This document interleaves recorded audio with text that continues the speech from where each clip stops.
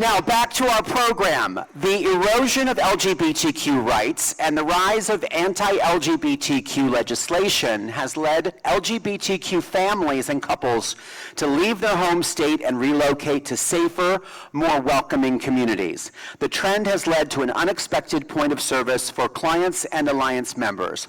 So now, please welcome to the Alliance stage, Callen Jones Home Team Dalton Wade Incorporated, Realtor Brandon Beston, and Bob McCranie, Team Lead, Broker Associate, Texas Pride Realty Group, Home Smart Stars, and co-founder of Flee Red States, and your CEO and President, Ryan Weyandt. Hello. Test one. Good morning. Good morning. Good morning. Good morning. Not your president, by the way. That was a nice title change, though.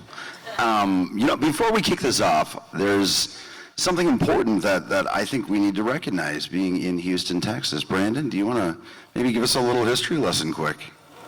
Yeah, thank you, Ryan. I appreciate that. I'm Brandon Beston, he, him pronouns.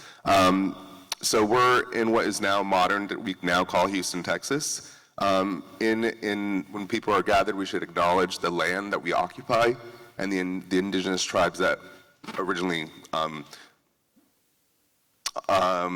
lived here. Settled the land, founded the land. Yeah, and we're, I'm messing up the words, but yes, we want to honor the tribes and acknowledge that we are not the first people that lived here and occupied this land. Yeah, absolutely. Yep, thank you. And thank you for pointing that out to me. Of course. Yeah. So much of what we do is borrowing, right, and repurposing. We're on borrowed time, borrowed land. I'm excited. Well, I have mixed feelings about this dialogue, frankly. I'm excited that we are able to have it. I see the three of you as heroes in many ways, and I'm very sad that we have to have it. The reality is a lot of our members don't know what we're talking about today, right? A lot of our members don't find themselves in the position to be doing the work that the three of you are doing in real time. And so I'd like to just talk a little bit about the reality of where we are. And geographically, we're in Texas, right? And you all know that. And I think it's important to call out that Bob is a Texan. Callen is a Floridian, is that, yeah? And Brandon, you're in Colorado. You live in Denver, Colorado. And your three experiences are dramatically different, but there are some commonalities. Mm-hmm. Right now across America, anyone who was able to join us for the press conference, you'll note that we very intentionally used the title domestic refugee. And there are folks that are finding themselves in a position to have to get out of Dodge, literally have to pack up and take what they can, their families, their belongings, and flee. Not to coin a term, but Bob, they are fleeing. Unfortunately, not everyone has the same set of resources and access to be able to make those decisions. I would like to hear from each of you. You have worked with clients. You unfortunately have friends and family in your personal lives that have had to be in these situations. The impetus is different for everyone, and everyone's tipping point is different, so to speak. Could you share in your lives, what is that point that you have seen? What is the impetus for really cultivating folks to pick up and leave? Mm-hmm. Brandon? Yeah, I mean, I think everyone's, like you said, everyone's story is different. Everyone's impetus is going to be different. There's this spirit of wanting to stay and fight. And if you watch the press conference, some families, I don't have children, don't plan to, but if I would never risk my child, if I had one, or anybody's child, for a cause. That's not worth it, right? So the impetus is going to be different for different families. We've had some clients that we've helped that have come to Colorado. Colorado is a very blue, safe state. Our governor's gay. We have the most rights for LGBTQ plus people. So it's a safe place for people to come and have a safe landing. My name is Callen Jones. They and he pronouns, please. I'm in Florida. I'm an openly queer, non-binary, parent of little kids, team leader whose slogan is inclusive real estate in Florida. it feels like you would think it feels based on what you see on the news, right? I think that a lot of times the news sensationalizes things. It's getting Florida pretty right. And I am helping a lot of folks who represent the opposite of what Brandon just mentioned. So we hear a lot of stories of parents with queer and trans kids. Most of the folks I am helping are parents who are queer, trans, non-binary, gender expansive in some way, who are saying, what do we do?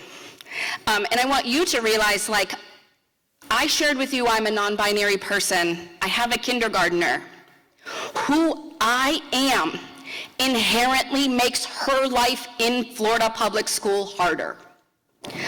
That's hard. If you're a parent, you know you'll do anything for your kid, and we're going to hear a lot about that. We're going to hear parents later, we're going to hear folks talk about free mom hugs, right? But when you are the entity that is potentially making that harder, I've helped 6 people, families, couples, since May, right? The legislation moved in really quickly and had very quick effects. I can tell you that as an openly TGX person, I went to the first Florida Board of Medicine meeting after our legislation passed. And watching doctors, like the best of the best, villainize our community by completely incorrect information. You know, making sweeping decisions about who can access health care, rules. I have folks that I'm supposed to help buy a house in the next 45 days. Both of them are trans men. They haven't been able to access their testosterone in 6 months. So now the question is, can we even live here as safe and healthy versions of ourselves? So when we talk about this, it isn't just political. It isn't red versus blue. It truly is the fact that everyone deserves to feel at home, and understanding that when there's a larger impetus taking away your ability to lead safe, healthy, full, affirmative, supportive lives, those are tough decisions. Bob? Bob McCranie, he, him. This migration will happen in waves. Already some people feel the water is too hot. Women in this state have no civil rights over their bodies. It will take nothing to take that bill that says I can sue any woman right now for $10,000 if I suspect they had an abortion, to take the word abortion off and put homosexual. 21.06 is the penal code in Texas for sodomy. It is still on the books. The Supreme Court overturned the 14th Amendment. It will take nothing for them to overturn Lawrence v. Texas. I will immediately become an illegal person. It will take nothing for them to overturn Obergefell. Marriages in southern states or in red states, what happens to those?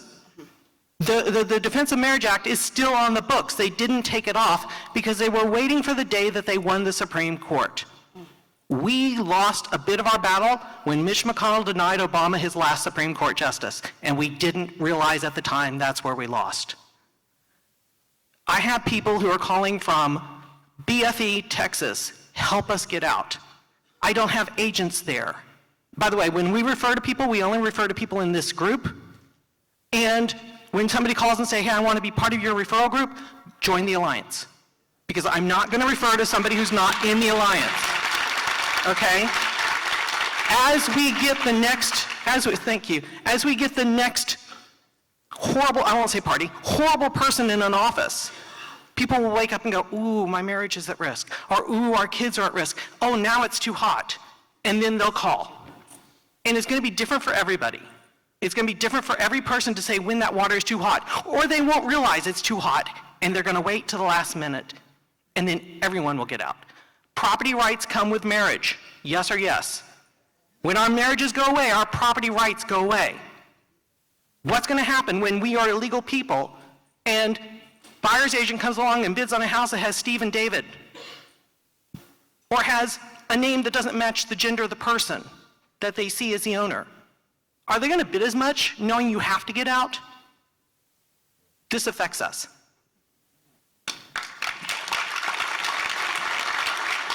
And the reality is, so you named a couple of pieces of legislation federally and in this state that are impacting folks. Callen, when the Alliance had the opportunity to go visit our friends at NAR and to train them into what being allies meant, I took a risk and I informed everyone of the legislation that Ron DeSantis signed secretly, giving I believe the state, the authority to go in and intervene in houses where there's even alleged exposure to gender-affirming care.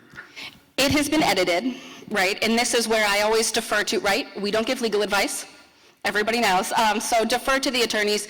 The problem with the way that a lot of the legislature writes these things, it's not written to be easily applied to practice, but it's written with rules of how quickly it needs to be applied to practice. So that's why we're seeing the loopholes. Essentially right now it's saying that yes, if there is gender-affirming care being provided, it's more clear in scenarios where the parents are not together. So if one parent is allowing gender-affirming care for a minor and the other parent makes claim that they don't want that, then the law is allowing intervention in those ways. It can be brought into custody battles. The first ideation of that actually said that folks like me, that the state would be able to intervene, that I am also a risk just by existing as a TGX parent to my child. So I think that one of the challenges that our bills, specifically in Florida, encompass so many stacking levels, so many stacking issues, and so many things that in practice, like, who's policing that? That's a literal question. What does that look like? Is that up to the teacher? Who is that up to? And then the reality is, if you've never seen a voting map of Florida, there are blue pockets, a lot of red, and a lot of misinformation about what's going to happen. I mean, I see some Florida folks, like, life in Fort Lauderdale looks different than Tampa, looks different than Orlando, and definitely looks different than the Panhandle, right? And that's the reality that when we have a large state where, I mean, you've seen the Disney stuff in the news probably, there's a lot that's happening for the sake of the show versus what it's actually going to mean in practice. So I think it's important just to put some gravity to this, and this is a conversation that we've been having on a national level. I've been having with my peers at NGLCC and HRC. It's so challenging to quantify what, Bob, this wave, this migration is going to look like. Can you just share with folks, really, how many families have you worked with? Are you currently working with? What does that look like? Who's reaching out? We've helped around 28, I won't say families, but groups of people get out. Some of them are individuals, some of them are not. We recently had, thank you, and by the way, I love to thank my staff who's here as well. We have, they've stood by me as I've zigzagged the car across the bridge, people. I've been like, we're doing this. We had a bit of press recently and ended up getting around 260 people signed up on our website, okay? Not all of them were nice people. But a lot of them were like, oh my gosh, yes, let's at least start this dialogue. Can I touch on something you just said? Of course. Every bad state is picking up the legislation from other bad states, putting it on a copy machine and trying it in their state. Texas just passed preemption. If you hear this in your state, fight it. Yeah. Preemption says that if Dallas, Houston, or Austin have an ordinance that protects something that the state does not agree with, it goes away. Because the state doesn't have that, you don't have that. LGBT employment, LGBT healthcare, LGBT whatever. In all these cities, these pockets we think are safe, the blue areas, keep Austin weird, no longer weird. Watch out for that bill. I have personally helped 7 since May, so that's a quick turnaround. I will say though that I do a lot of in-community work, and the reality is a lot of the conversations that I'm having bring up the privilege that a lot of folks don't have the resources to leave. You know, being able to move is incredibly expensive. Being able to move across the country, life is tough for a lot of folks right now, right? And if you think about that, the other thing is when you look at how this extrapolates out, many of the folks that I know are now seeing that because we have this legislation, it's harder for trans folks to have jobs. It's easier in ways for it to affect different channels. Well, if you don't have a job, you're not going to qualify for a rental. You're not going to be able to build your savings. You're not going to be able to keep your credit score up, right? All the things that affect home ownership. And the reality is I just helped some folks, 2 different families that moved to Florida within the last year and a half. I've now helped move out of Florida. They've lost money on their sale, right? Like it wasn't what we say home ownership provides. We talk about generational wealth.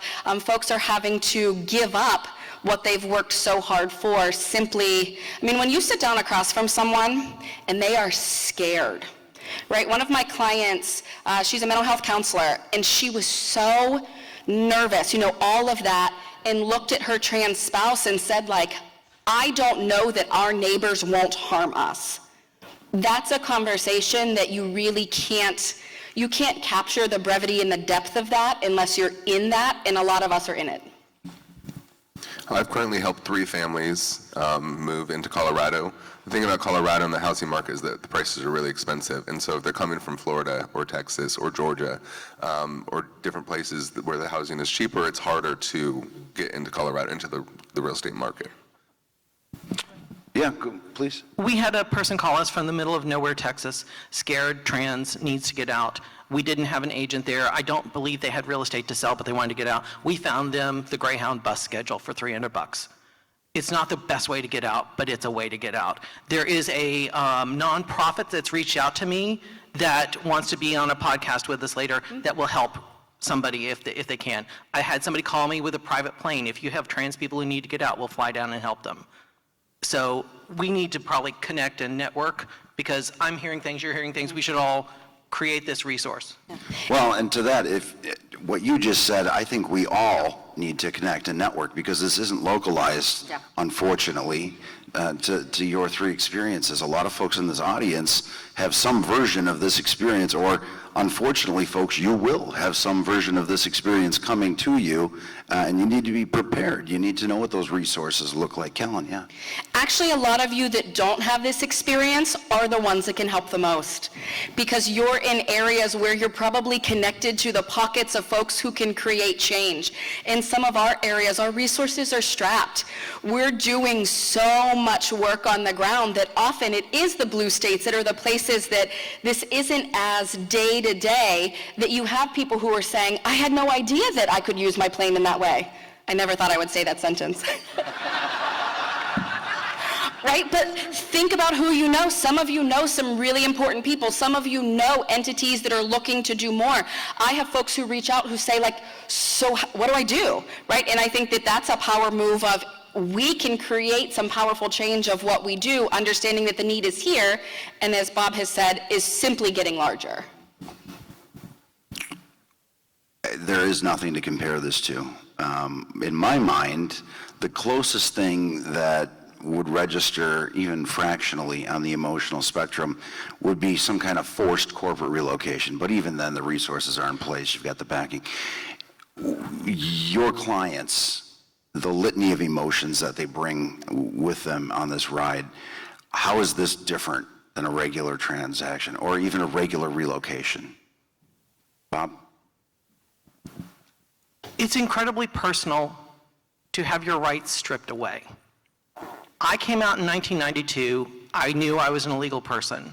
Sodomy laws were on the books. I could be denied employment, living rentals. We were not protected by the Code of Ethics. I came out to that. We won those rights in 5-4 court decisions. Almost nothing came through the legislature and the presidency. It all came through 5-4 court decisions. It feels so dramatically worse to know people are working to take those back rather than that we just never had them. This is emotional. It's not like, oh yeah, we're moving to wherever because it's gonna be a great future and I'm gonna be near my, no. This is, I need to get out. And I've used this phrase before, I will not be on the last train out of Paris. We are getting out. And I want to be sure that anybody who wants, if people want to stay and fight, I love you, that's fine. If I have a kid, if I have family members, or just you feel like you don't want to, that's also your right. So you know how a lot of folks in our industry say, like, it's business, take emotion out of it. These referrals aren't taking emotion out of it, right? Like, that actually would prohibit you from being successful in serving these folks. And we're hearing all of these topics, and I'm telling you who I am in Florida, and I'm staying, right? I think that these become divisive topics. These become topics of you should. These become topics of why don't you? And at least for me, if you meet me with you should, I'm ready for a battle, right? Like, don't tell me what to do. Don't.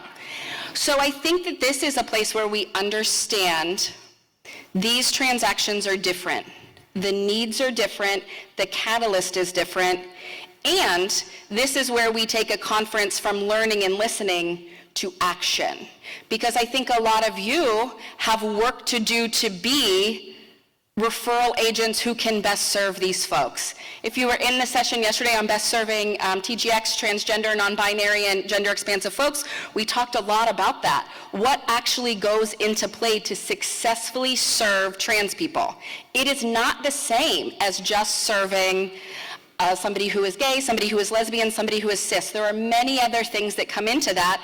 So my referrals actually involve me doing the work on both sides. So a lot of times, even though I'm referring them out, I'm doing all of the prep work about what do you need to talk to your lender about to ensure that those conversations are happening. I think that we like to talk about being inclusive, but this is the time where we realize needs are changing. The vastness of our community and the most marginalized within our community are being brought to the forefront. So now's the time to step up and say, how can I be an active ally, resource, and advocate for you within my business and beyond?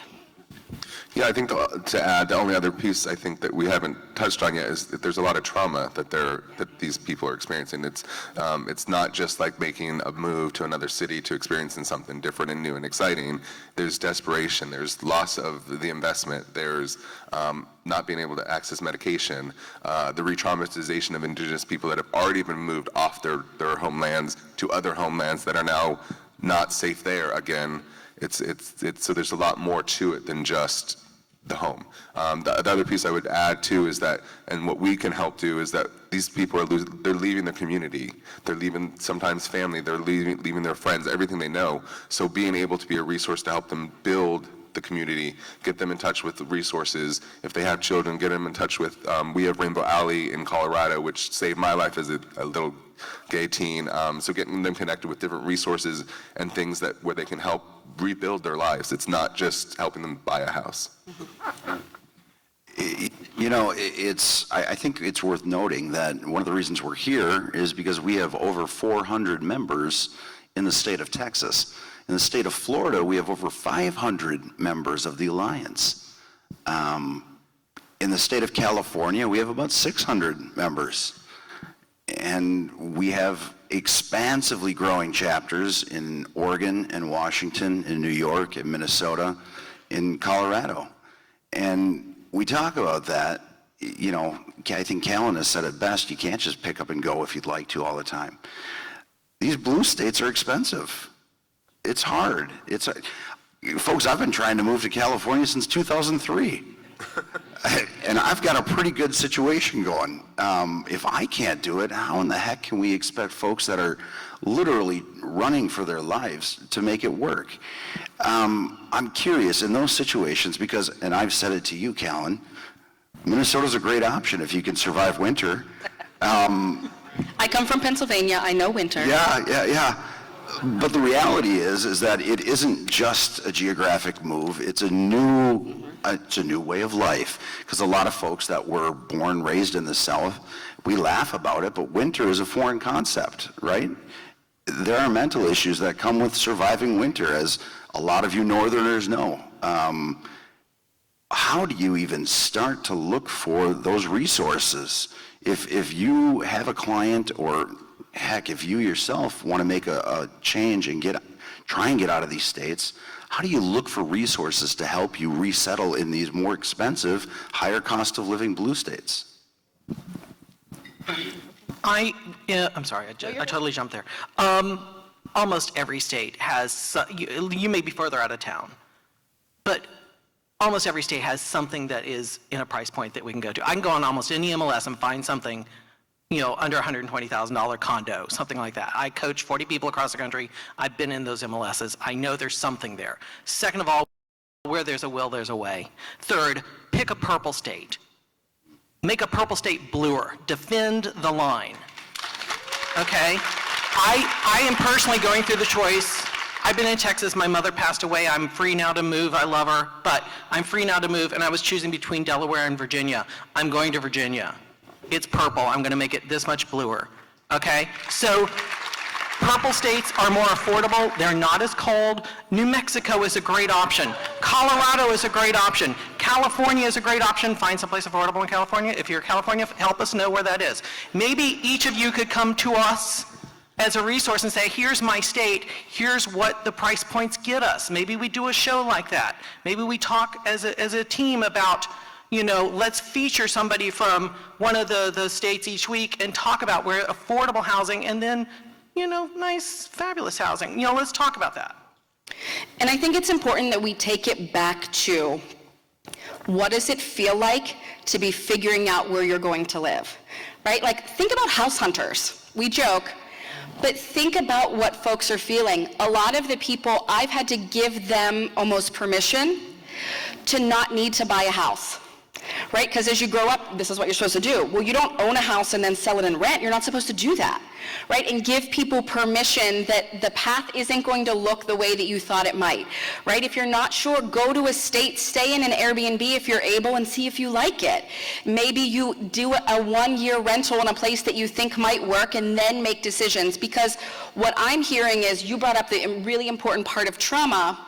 When you're in an emotional crisis, trying to make huge life decisions, they don't recommend that, right? So to say that you're doing this, often it's not going to work out, right? And giving people the space to have that, I think that you brought up the most important part is we need all of you. I mean, truly, I had somebody reach out I have a website, and somebody said, I want to know the best LGBT inclusive places where it's not too cold and you can see mountains.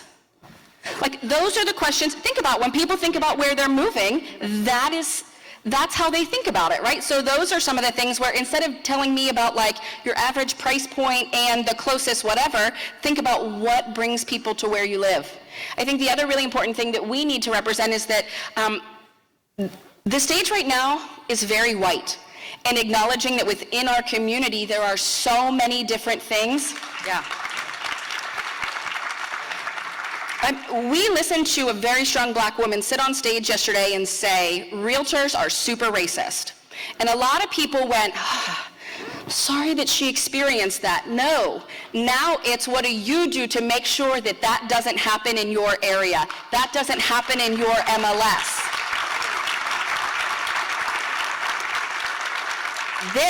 What are you doing to make sure that people with trans kids, that trans adults, that queer folks are coming to your area and getting what they need, not just in those pockets, right? Now is a time for action and a time for opportunity, but if we don't do that and we wait till Vegas next year, we've really, really missed the wave of helping the folks who need it the most. Thank you. The only thing I would add is just make sure that you're involved in your community so that when people are coming, you know what the resources are, know what resources your centers can provide, know what organizations are in your area that can help support these people in the transition. And yeah, they're not always going to be able to buy right away, so it's really rebuilding their lives, and then we'll get to the real estate. Yeah. And thank you, because it is a process, right? And I wish I could sit here and say, well, no, it's coming to an end soon. The pastures are about to turn greener.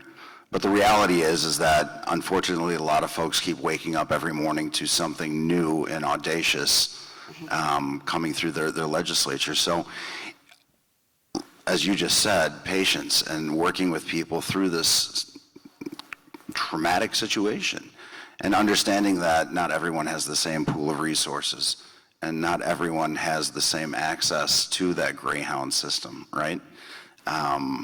That some blue states are more affordable than others.